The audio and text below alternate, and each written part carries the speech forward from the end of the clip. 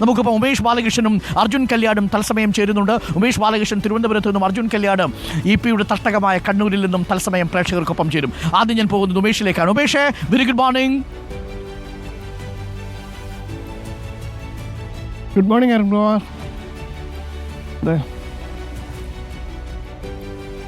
Hello, good morning team.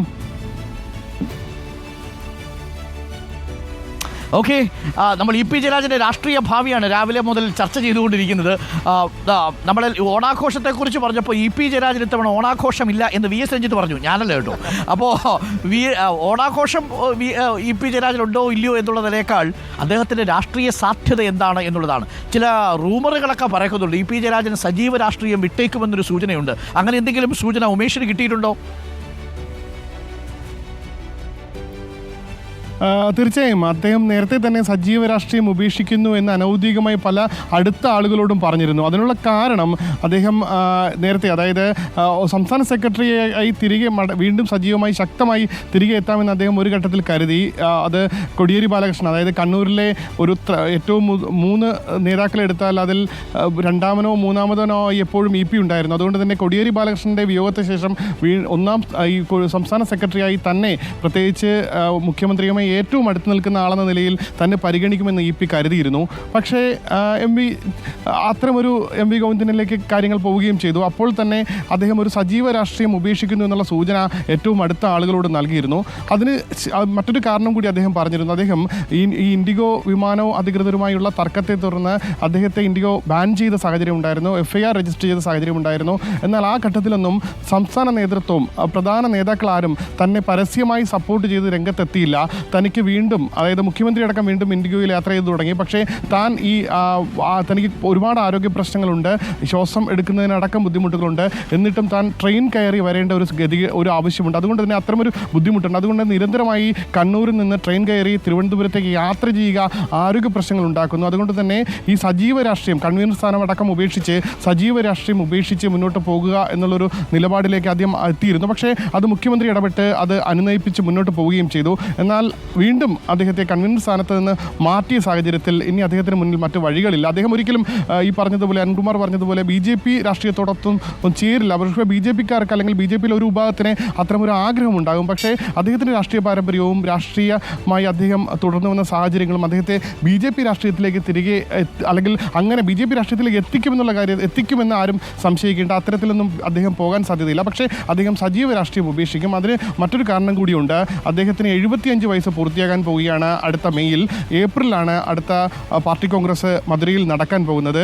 ഒരു മാസം, സാങ്കേതികമായി നോക്കിയാൽ ഏപ്രിലിൽ അദ്ദേഹത്തിന് 75 വയസ്സാകാൻ ഒരു മാസം ബാക്കിയുണ്ടാകും. പക്ഷേ നിലവിലെ സാഹചര്യത്തിൽ 75 വയസ്സിലേക്ക് കിടക്കുന്ന അദ്ദേഹം കേന്ദ്ര കമ്മിറ്റിയിൽ നിന്ന് ഒഴിവാകാൻ തന്നെയാണ് സാധ്യത. അതോടുകൂടി മറ്റ് പാർട്ടി ഘടകങ്ങളിൽ നിന്ന് എല്ലാം, ഔദ്യോഗിക ചുമതലകളിൽ നിന്നെല്ലാം അദ്ദേഹം ഔദ്യോഗികമായി തന്നെ ഒഴിവാകേണ്ടി വരും. ആ ഘട്ടത്തിൽ പിന്നെ മറ്റു വഴികളില്ല എന്നുള്ളതാണ്. പക്ഷേ ഇനി അദ്ദേഹത്തിന് മുന്നിലുള്ള മറ്റൊരു ചോദ്യം, ഇന്ന് സമ്മേളന കാലഘട്ടമാണ്. ഇന്ന് മുതൽ സമ്മേളനങ്ങൾ ആരംഭിക്കുകയാണ്. ബ്രാഞ്ച് തലം മുതൽ സംസ്ഥാന തലം മുതലുള്ള സമ്മേളനങ്ങൾ ഫെബ്രുവരി വരെ നീണ്ടു നിൽക്കും. ഈ സമ്മേളനത്തിൽ പല നേതാക്കൾക്കും ഉദ്ഘാടനത്തിനും അടക്കം ചുമതലകൾ വീതിച്ച് നൽകാറുണ്ട്. അത്തരത്തിൽ ചുമതലകൾ, അത് ഒരുപക്ഷെ ഏരിയ സമ്മേളനമോ ജില്ലാ സമ്മേളനമോ ഒക്കെ ആകുമ്പോഴായിരിക്കും ഒരു കേന്ദ്ര കമ്മിറ്റി അംഗങ്ങൾക്കെല്ലാം ഉദ്ഘാടന ചുമതലകൾ വരുന്നത്. അങ്ങനെ ചുമതലകൾ നൽകുമോ, ആ ചുമതലകൾ അദ്ദേഹം ഏറ്റെടുക്കുമോ എന്നുള്ളതാണ് ഏറ്റവും സുപ്രധാനമായ ചോദ്യം. അദ്ദേഹം ഏറ്റെടുക്കാൻ സാധ്യതയില്ല. നിലവിൽ കണ്ണൂരിൽ തന്നെ തുടരാനാണ് സാധ്യത. ഒരുപക്ഷെ കണ്ണൂരിൽ പങ്കെടുക്കുന്ന പരിപാടികളിൽ, കണ്ണൂരിൽ നടക്കുന്ന സമ്മേളനങ്ങളിൽ മറ്റും ചുമതല നൽകിയാൽ പോകും എന്നുള്ള ഒരു ലഭിക്കുന്നത്. അതുകൂടാതെ നമ്മൾ മനസ്സിലാക്കുന്ന അനുസരിച്ച് നമുക്ക് അർജുനിലേക്കൊന്ന് പോയി വരാം. ഉമേഷേ, അർജുൻ കല്യാട് അക്കാര്യത്തിലൊരു വ്യക്തത വരുത്തും. കേന്ദ്ര കമ്മിറ്റി അംഗം എന്ന നിലയിൽ ഈ കീഴ്ഘടകങ്ങളുടെ യോഗങ്ങൾ ഉദ്ഘാടനം ചെയ്യേണ്ട ഒരു ഉത്തരവാദിത്വം ഈ EP ജയരാജന് വന്നു ചേരും. EP ജയരാജനെ അങ്ങനെ വിളിക്കുമോ എന്നതാണ് നമ്മൾക്കറിയേണ്ടത്. EP ജയരാജൻ അങ്ങനെ പാർട്ടിയുടെ മറ്റ് ലോക്കൽ ഏരിയ കമ്മിറ്റി സമ്മേളനങ്ങളിലേക്ക് പങ്കെടുക്കുമോ എന്നത് പ്രധാനപ്പെട്ട ചോദ്യമാണ്. നമുക്കിപ്പം അർജുൻ കല്യാട് കൂടി ചേരുന്നുണ്ട് കണ്ണൂരിൽ നിന്നും. Arjun Kalliad, very good morning. Good morning. Good morning.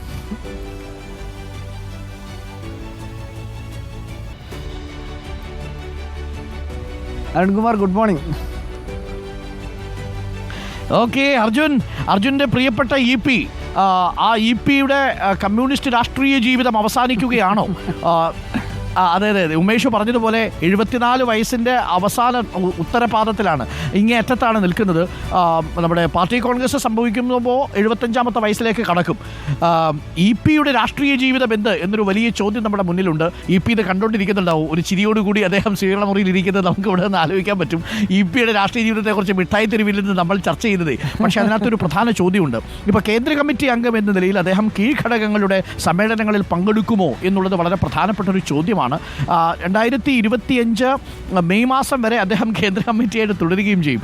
അപ്പോൾ അതിനുശേഷം അദ്ദേഹത്തിന് രാഷ്ട്രീയ സാധ്യത എന്താണ് അർജുൻ കല്യാണിന് ലഭിക്കുന്ന വിവരം? അദ്ദേഹം ഈ പൊതു രാഷ്ട്രീയ ജീവിതം ഉപേക്ഷിക്കാൻ സാധ്യതയുണ്ടോ? അങ്ങനെ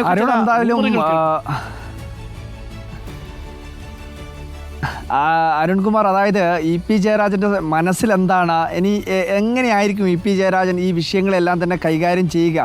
അദ്ദേഹം പലപ്പോഴും ഇത്തരത്തിലുള്ള ചില നിലപാടുകൾ പലപ്പോഴും ഒരു പാർട്ടിയോട് നിരസം പ്രകടിപ്പിക്കുക, പാർട്ടിയോട് ഈ പറയാതെ ചില കാര്യങ്ങൾ പറയുക, ചില കാര്യങ്ങൾ, അങ്ങനെയുള്ള ചില കാര്യങ്ങൾ അദ്ദേഹത്തിൻ്റെ കഴിഞ്ഞകാല രാഷ്ട്രീയ ജീവിതം പരിശോധിച്ചാൽ നമുക്ക് മനസ്സിലാവും.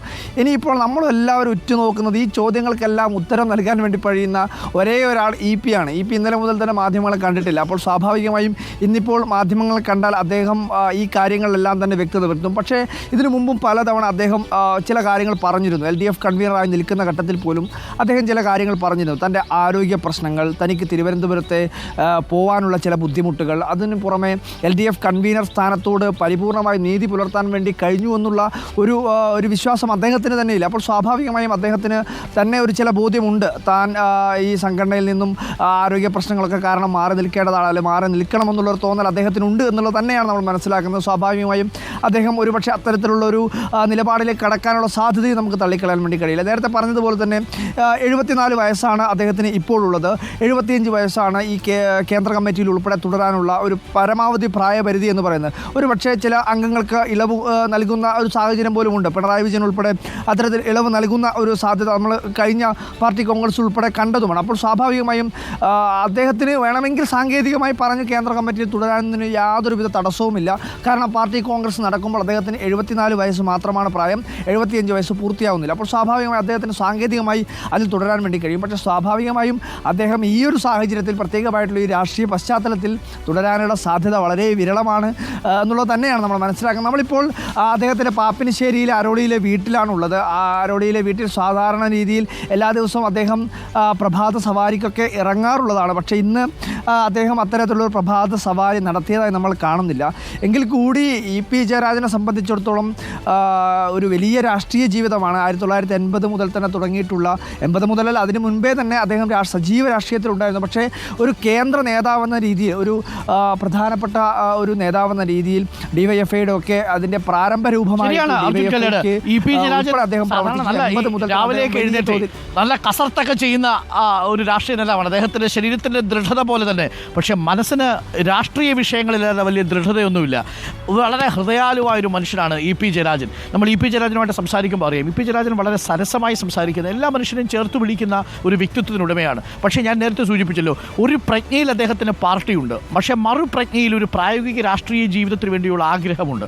അങ്ങനെ വരുന്ന ഘട്ടത്തിൽ അദ്ദേഹത്തിൻ്റെ സൗഹൃദങ്ങൾ പലപ്പോഴും കൊണ്ട് അദ്ദേഹം ആര് പറഞ്ഞാലും അങ്ങ് വിശ്വസിക്കും. ഇപ്പോൾ ഫാരിസ് അബൂബക്കർ പോയി പറഞ്ഞാൽ അദ്ദേഹം വിശ്വസിക്കും, സാന്റിയാഗോ മാർട്ടിൻ പറഞ്ഞാൽ വിശ്വസിക്കും, ദല്ലാൽ നന്ദകുമാർ പറഞ്ഞാൽ വിശ്വസിക്കും. അതാണ് പിണറായി വിജയൻ പറഞ്ഞത്.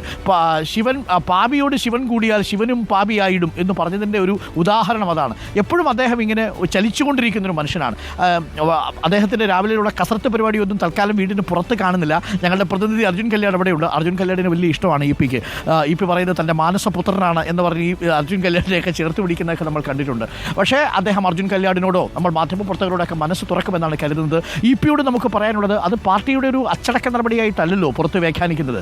തീർച്ചയായിട്ടും ഒരു നാക്കുപിഴ വന്നു, അത് ഇടതുമുന്നണിയെ പ്രതിരോധത്തിലാക്കി, ഇടതുമുന്നണിയുടെ സമ്മർദ്ദം വന്നു. തീർച്ചയായിട്ടും അദ്ദേഹത്തെ പാർട്ടിയിൽ നിന്ന് ഒഴിവാക്കുന്നു എന്നാണ് നമ്മൾ മനസ്സിലാക്കുന്നത്. അതല്ലാതെ അദ്ദേഹം വിഷമിച്ചിരിക്കേണ്ട കാര്യമൊന്നുമില്ല. അദ്ദേഹത്തെ പോലെ ഇത്രയും പരിചയസമ്പന്ന രാഷ്ട്രീയ നേതാവിനെ പാർട്ടിക്കും ആവശ്യമുണ്ട്, പാർട്ടിയിലെ അണികൾക്കും ആവശ്യമുണ്ട് എന്നാണ് ഞാൻ മനസ്സിലാക്കുന്നത്. തീർച്ചയായിട്ടും അങ്ങേക്ക് ചിരിക്കാനുള്ളൊരു സമയം വരും എന്നുള്ളതാണ്. ഒരു മനുഷ്യൻ്റെ ജീവിതത്തിൽ ഇതിനേക്കാൾ വലിയ സംഘർഷങ്ങൾ താങ്കൾ നേരിട്ടിട്ടില്ലേ?